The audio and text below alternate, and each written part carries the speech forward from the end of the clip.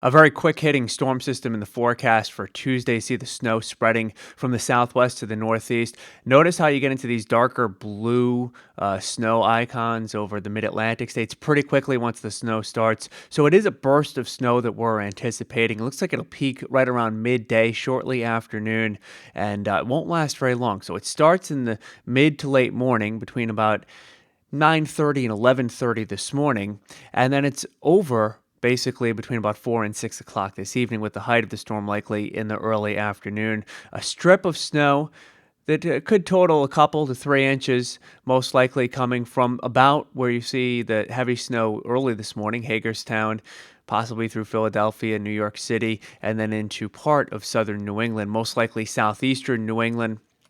Here is our snow forecast for today, and it's 1 to 3 inches with the isolated 4 inch amounts possible. I still think in the higher elevations, as you get a little bit farther inland, might have to slide that isolated 4 a little to the south or take it out completely.